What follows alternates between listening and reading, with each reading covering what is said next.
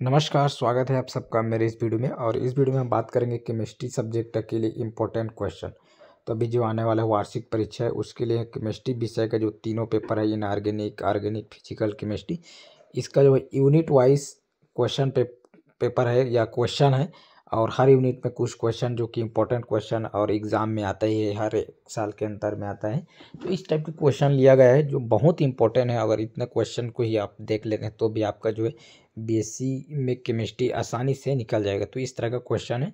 और ये जो क्वेश्चन है पिछले कुछ साल के क्वेश्चन पेपर को लेकर उसके आधार पर जो इम्पोर्टेंट क्वेश्चन को लिया गया है कि कौन साल में कौन सा क्वेश्चन आ रहा है। तो इस साल जो है आने वाले इस सत्र में कौन सा क्वेश्चन आ सकता है, इस टाइप का जो है क्वेश्चन बनाया गया है। तो आप वीडियो को अंत तक जरूर देखें, वीडियो को लाइक भी कर देंगे और चैनल को अगर अभी तक सब्सक्राइब नहीं किए तो एक बार सब्सक्राइब भी कर दें ताकि इस तरह की जानकारी आप तक पहुंचते रहे। वीडियो को शेयर भी कर देंगे और सब्सक्राइब जरूर करें क्योंकि इस तरह की जानकारी आप तक पहुंचाते रहेंगे। तो चलिए अब वीडियो को शुरू करते हैं।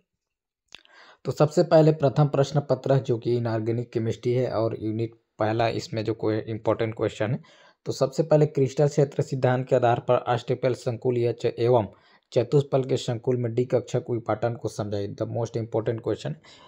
तो कभी कभी क्या होता है, क्रिस्टल क्षेत्र सिद्धांत के आधार पर अष्टफल के संकुल को एक ही को देख सकता है और या फिर चतुष्फल किया, और कभी कभी दोनों को मिलाकर दे देता है। तो ये दोनों में से ये तीन क्वेश्चन बन जाते हैं, इसलिए जो है मोस्ट इंपॉर्टेंट एक क्वेश्चन तो केवल अष्टफल के संकुल का डी कक्षा कोई पैटर्न पूछ सकता है, एक क्वेश्चन हो गया।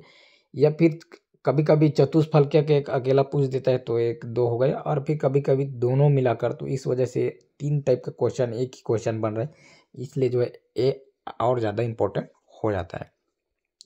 उसके बाद क्या है, संयोजकता बंध सिद्धांत की सीमाएं। ये भी इंपॉर्टेंट क्वेश्चन। इसका रीजन है कि जैसे मान लो एक इसमें से क्वेश्चन पूछ दिया तो 5 नंबर का, और ये जो है 2 नंबर का पूछता है। यूनिट में एक यूनिट में लगभग 7 नंबर का आ जाता है, कोई कोई यूनिट में 7 नंबर, कोई में 6 नंबर। तो क्योंकि 33 नंबर का या 34 नंबर का होगा, 3 पेपर है तो 100 होना है। तो शुरू का जो पेपर है 33 पहला पेपर 33, दूसरा पेपर 33 और तीसरा पेपर 34। तो इस तरह से हर यूनिट्स में लगभग 5 से 6 नंबर का आता है।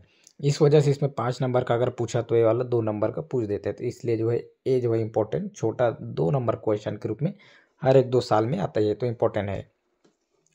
और उसके बाद अगला है धातु संकुलों की उष्मागति की अवधारणा क्या है, उष्मागति की स्थायित्व को प्रभावित करने वाला कारक का वर्णन कीजिए। अच्छा क्वेश्चन है ये भी, क्योंकि ये जो है 2 पार्ट में है। यूनिट पहला, यूनिट आ और पहला का आ एवं बा करके। तो इसको एक प्रश्न पूछ दिया और उसके साथ है तो 7, इसको 5 नंबर का और इसको 2 7 नंबर का हो गए। और उसके बाद इसके अथवा में फिर इसको 5 नंबर का पूछ सकता है। और किलेट प्रभाव जो है ये भी इंपॉर्टेंट है, इसको भी 2 नंबर का पूछ सकते हो। इस तरह से जो है अथवा में पूछ सकता है। तो इस तरह से जो है इसमें इंपॉर्टेंट क्वेश्चन है सब हो जाते हैं। और क्रिस्टल क्षेत्र विपाटन ऊर्जा से आप क्या समझते हैं, इसको प्रभावित करने वाला कारक को स्पष्ट कीजिए। और उसके बाद क्रिस्टल क्षेत्र सिद्धांत क्या है, इसके आधार पर संकुल के रंगीन एवं चुंबकीय गुण को समझाइए, किलेट प्रभाव को समझाइए। तो इस यूनिट से जो है मोस्ट इंपॉर्टेंट क्वेश्चन जो है, इसको 6 क्वेश्चन दिया गया, इस यूनिट से अच्छे से देख लेंगे। उसके बाद यूनिट सेकंड की हम अगर बात करें, यूनिट सेकंड में चुंबकीय व्यवहार से क्या समझते हैं, चुंबकीय व्यवहार के विभिन्न प्रकार को समझाइए। तो चुंबकीय प्रभार जो प्रतिचुंबकीय, लौह चुंबकीय, अनुचुंबकीय, ये सब जो है इसके जो प्रकार है इसको आप अच्छे से लिखेंगे। तो इम्पोर्टेंट क्वेश्चन है। और उसके बाद चुंबक के आघूर्ण एवं चक्रण प्रभावी के मध्य संबंध ज्ञात कीजिए, स्थापित कीजिए क्वेश्चन है।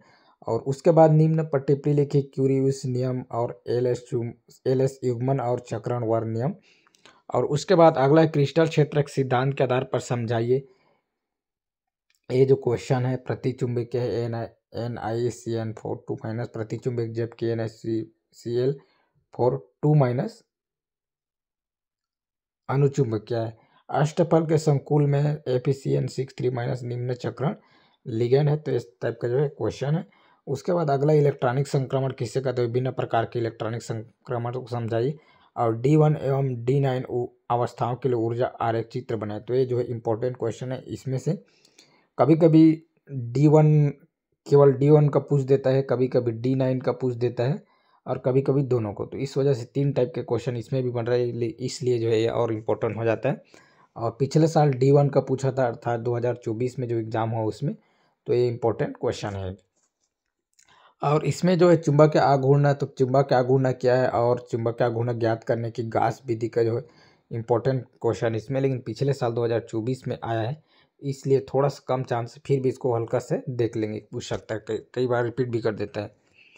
और उसके बाद अगला क्वेश्चन की हम बात करें, क्वेश्चन नंबर जो है यूनिट 3 का क्वेश्चन नंबर पहला की हम बात करें तो जिगलर नाटा उत्प्रेरक क्या, इसके बनाने की विधि, गुण क्रिया विधि को समझाइए, धातु कार्बोनिल की बंधन प्रकृति को समझाइए, इसमें से इम्पोर्टेंट क्वेश्चन। उसके बाद निम्न पर टिप्पणी लिखिए, और जो प्रश्न है जिसे लवण विलिंगकन उत्प्रेरक एथिलीनिक धातु संकुल।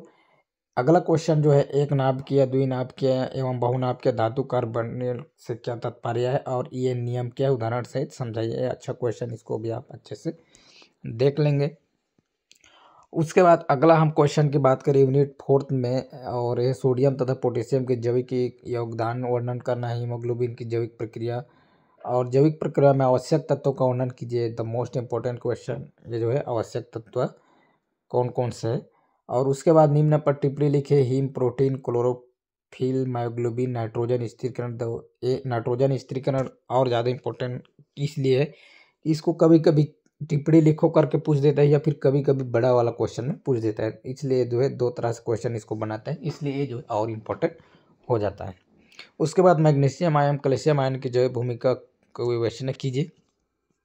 उसके बाद यूनिट 5 की हम बात करें तो कठोर एवं मृदु अम्ल क्षारक धारणा से क्या समझते हैं, सिलिकॉन्स क्या होते हैं, सिलिकॉन्स की प्रमुख विशेषताओं का वर्णन कीजिए।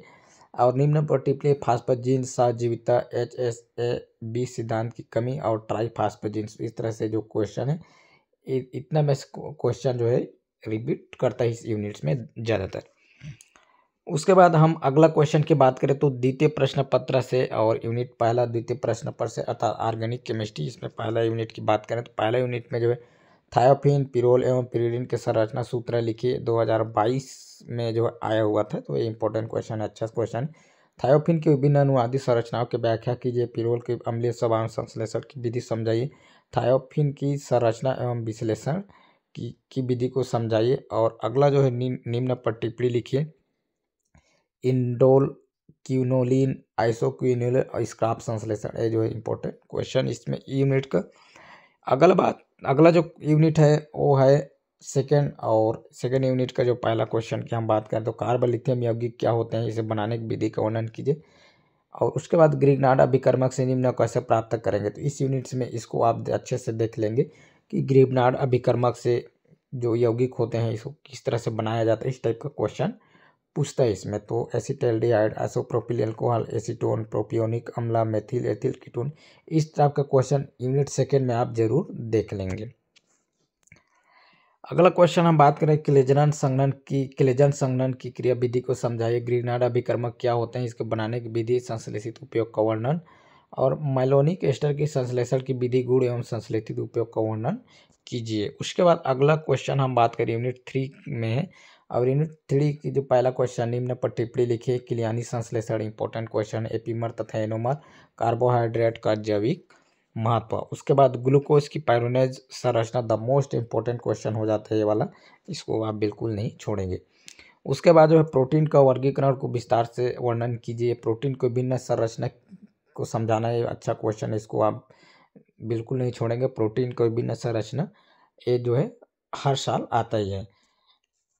उसके बाद अगला हम बात करें परिवर्ती ध्रुवण घूर्णन क्या संक्षेप में समझाइए, और समविभव बिंदु के निर्धारण को समझाइए। इस तरह की जो है क्वेश्चन है इस यूनिट से। और इस यूनिट में एक और क्वेश्चन है, थोड़ा सा उसको भी देख लेंगे, डीएनए क्या इसके कार्य, इसके बारे में भी, डीएनए के बारे में भी थोड़ा सा पूछ देते हैं, तो इसलिए इसको भी आप अच्छे से देख लेंगे इस यूनिट में एक और क्वेश्चन।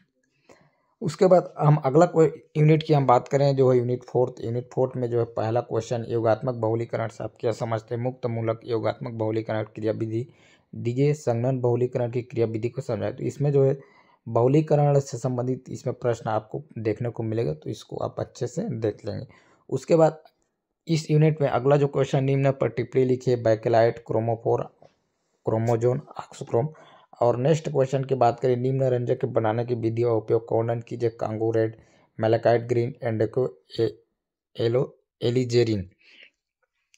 तो इस यूनिट में दो तरह के प्रश्न पूछते हैं, कभी कभी योगात्मक बहुलीकरण या बहुलीकरण से संबंधित जो है बड़ा वाला प्रश्न पूछते हैं, और उसके बाद जो है उसके अथवा में ये वाला क्वेश्चन पूछ देते हैं जी, कांगोराइट के बनाने की विधि, उपयोग, मैलेकाइट, ग्रीन, इंडिगो, एलिजरीन। ये सब जो है आपको ऑप्शन में अथवा में दे देंगे, और 3 प्रश्न दे देंगे 2-2 नंबर के। इस तरह का क्वेश्चन, या 2 क्वेश्चन भी दे सकते हैं, इस तरह का क्वेश्चन इसमें पूछते हैं। तो ये वाला जो है, ये जो 4 लास्ट का है, कांगो रेड, मैलेकाइट, ग्रीन, ये सब जो इंडिगो, ये द मोस्ट इंपॉर्टेंट क्वेश्चन है इस यूनिट से। इसको आपको छोड़ना नहीं और साथ में इसको भी देख लेना है। और उसके बाद रंग एवं रंग संरचना से संबंधित प्रमुख सिद्धांत को समझाइए। उसके बाद यूनिट 5वां की हम बात करें तो वुडवर्ड फाइजर नियम को उदाहरण सहित समझाइए। द मोस्ट इंपॉर्टेंट क्वेश्चन हो जाता है इस यूनिट से, तो इसको आप बिल्कुल नहीं छोड़ेंगे। उसके बाद अगला एनएमआर में टीएमएस को संदर्भ में यौगिक के रूप में उपयोग किया जाता है, क्यों? और निम्न पट्टी युग्मन, स्थिरांक, केमिकल शिफ्ट, सिग्नलों का स्थापन एवं स्पिन युग्मन। तो अच्छा क्वेश्चन इसमें से यूनिट 5 में सब। और उसके बाद जो है अगला जो है वर्णात्कोषीय एवं उड़ोत्कर्षी और बंकन कंपन के विभिन्न प्रकार और पराबैंगनी स्पेक्ट्रो के अनुप्रयोग, इस तरह के जो क्वेश्चन आप अच्छे से देख लेंगे। इसके बाद जो है तृतीय प्रश्न पत्र फिजिकल केमिस्ट्री की हम बात करें। पहला यूनिट प्रकाश विद्युत प्रभाव क्या है, इसके नियम लिखिए। प्रकाश विद्युत प्रभाव समीकरण व्युत्पन्न कीजिए। डी ब्रॉगली समीकरण को समझाइए।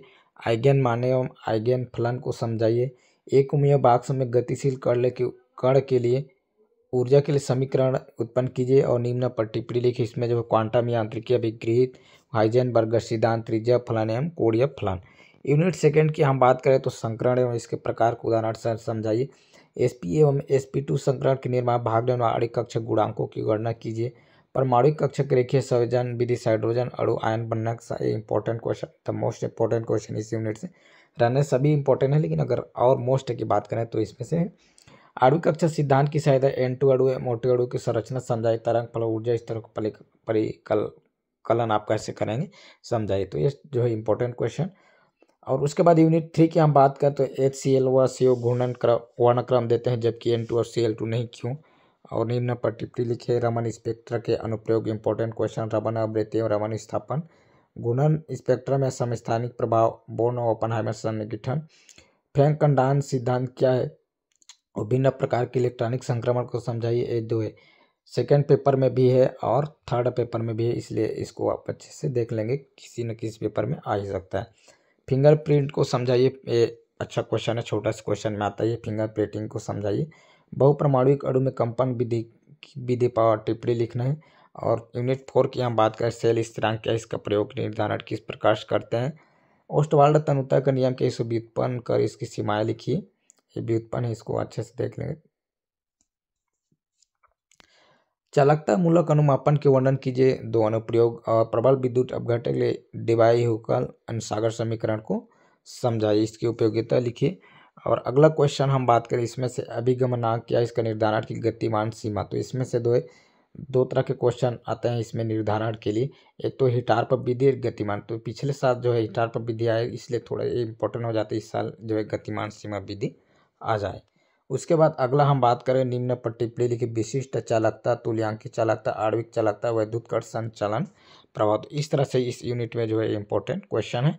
उसके बाद अगला हम बात करें यूनिट 5 की बात करें तो संक्षारण क्या, इसके विद्युत रासायनिक सिद्धांत में इसके बचाव की विभिन्न विधि, इंपॉर्टेंट क्वेश्चन है।